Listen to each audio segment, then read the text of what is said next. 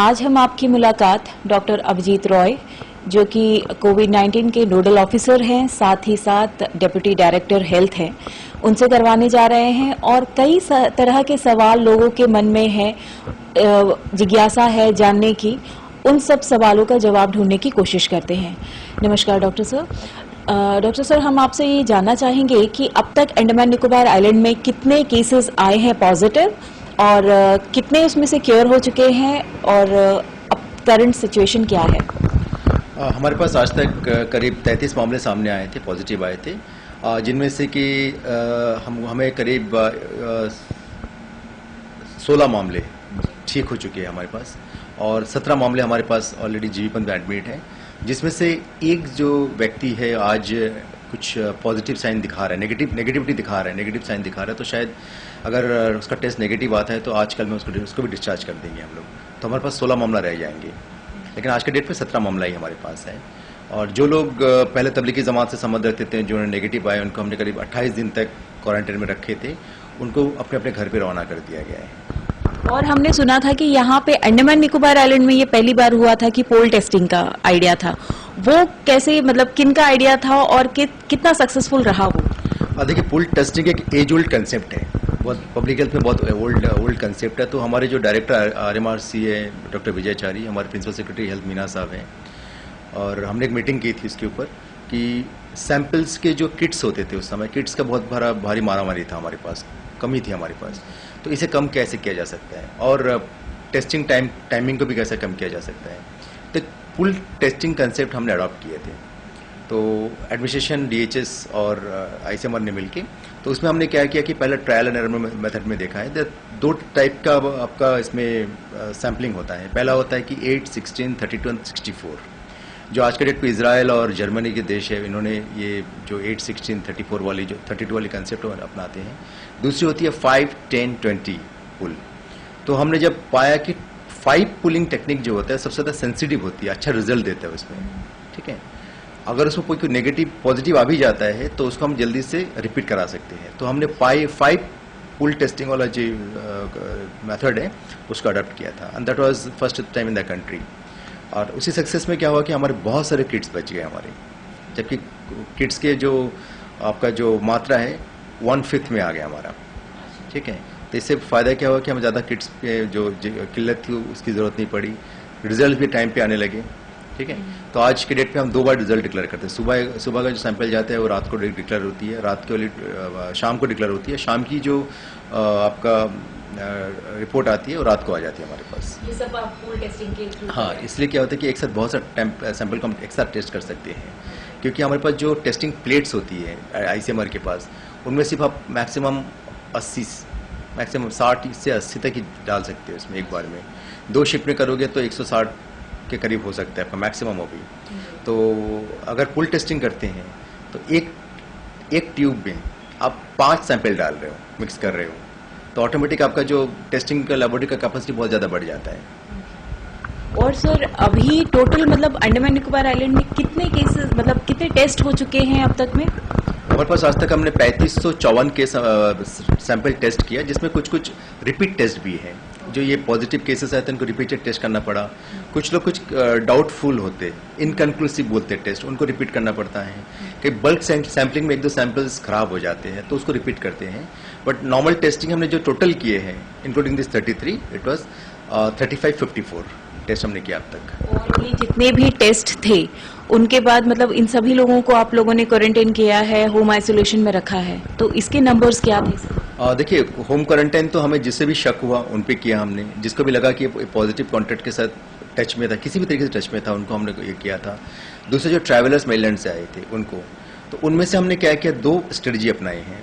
पहला testing strategy ऐसा था कि जिनका 14 डेज कंप्लीट हो रहा है क्वारंटाइन फैसिलिटीज़ में, खासकर उनको घर छोड़ने से पहले हम टेस्ट करते हैं।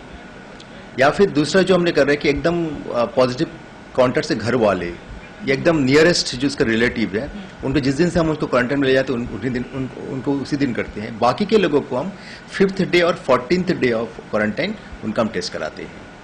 तो इस तरीके से हमने करीब 2020 लोग जो ट्रैवलर्स थे पहले, उनका हमने क्वारंटाइन किया था, home quarantine, then hospital quarantine, hotel quarantine. उसके बाद आज के तारीख पे करीब हमारे पास 79 लोग ऐसे हैं जो हमारे होम क्वारंटाइन में हैं। इसके अलावा 729 लोग ऐसे हैं जो हमारे पास अभी होटल क्वारंटाइन में, जो करीब 40 होटल्स में उन्होंने उनको रखे हैं, और उनको आज से फिर डी क्वारंटाइन किया जाएगा जैसे से उनका 14 दिन कंप्लीट होगा। ये डी क्वारंटाइन जो है वो होम आइसोलेशन में होगा? हाँ जी, होम आइसोलेशन में होगा 14 दिन के। अगर एक्चुअल क्वारंटाइन पीरियड 28 दिन का होता है, पहला 14 दिन होता है एकदम स्ट्रिक्ट क्वारंटाइन जिसको बोलते हैं, स्ट्रिक्ट क्वारंटाइन, जहाँ पे अपने कमरे से बाहर नहीं आना। बाकी के जो 14 दिन होते हैं हम रिलेटिव क्वारंटाइन बोल सकते हैं। मैं आर्बिट्ररी टर्म यूज कर रहा हूँ यहाँ पे, रिलेटिव क्वारंटाइन।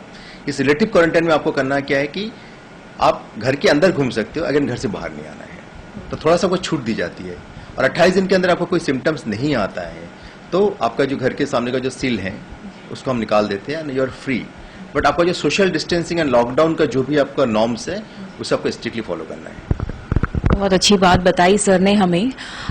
एक सवाल सभी के मन में है सर, और आम जनता ये जानने को काफी क्यूरियोसिटी है कि ये जो ओवर फोन बात करते हैं, ओवर फोन बात करने पे जो ये क्वारंटीन किया जा रहा है, इसका क्या लॉजिक है, और इससे काफी बवाल भी मचे हैं। तो मैं भी ये चाहूंगी कि आप लोगों की तरफ से ये स्पष्ट हो, जिससे कि जनता को भी समझ में आए कि ओवर फोन बात करने पे क्वारंटीन क्यों किया जा रहा है। देखिए, किसी ने अगर ओवर फोन बात किया है और उसको क्वारंटाइन करते हो कि लॉजिक, ऐसा लॉजिक हम कुछ नहीं रखते हैं।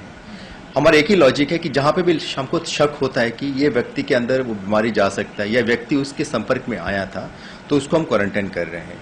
जो अभी बीच में हाल में बात चली थी, जो FIR लॉन्च हुआ था किसी के अगेंस्ट में, और आपका उसमें बोला था, कहा गया था कि ओवर द फोन बात कर रहे हैं। केसेस मामले हमारे पास जो पहले आए थे, जो 33 मामले आए थे, उसमें से कुछ लोग, मैं नाम नहीं बताऊंगा, अगर उनके ग्रुप भी नहीं बताऊंगा, लेकिन उनमें ऐसा हुआ था कि उन्होंने सच नहीं बोले थे। हम जब पूछे उनको कि भाई आप वहाँ गए थे, हम नहीं गए थे, जबकि उनका पूरा रिकॉर्ड है कि वहाँ पे गए हुए थे, बात फोन पे भी बात किया था, वहाँ गए हुए तो ऐसे केस में क्या होता है कि अगर हमें सच सामने नहीं आता है, अगर हम ये मान के चले हाँ फोन पे ही बात किया था, फोन लेके गए नहीं या अब खुद गए नहीं, तो इससे क्या होगा, कहीं ना कहीं हमको एक लूफल छूट जाएगा। हो सकता है व्यक्ति वहाँ पे गया हो और जाने से इधर वो बीमारी दे के आएगा या बीमारी लेके आएगा, ठीक है, बोथ वेज।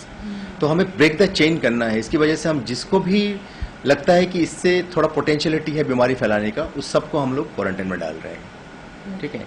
तो इससे फोन से सिर्फ बात किया या वहाँ गया या फोन को अपने घर पे रख के वहाँ जाके बात करके आया, ये साबित नहीं होता है। हम उसको साबित करना भी नहीं चाहते, क्योंकि हमारे पास बहुत सारा काम है एडमिनिस्ट्रेशन के पास।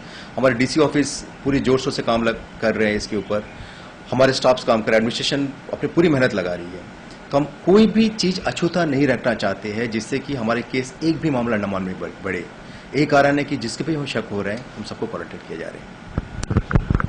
बहुत बड़ी बात सर ने क्लियर की है, और उम्मीद करते हैं कि जनता को भी ये बात समझ में आई होगी कि किस वजह से एडमिनिस्ट्रेशन इतनी सख्ती बरत रही है और ओवर फोन बात करने पे उनको क्वारंटीन किया जा रहा है। और आगे भी हम उम्मीद करेंगे कि इस बात पे चर्चा ना हो और इस पर विवाद ना हो।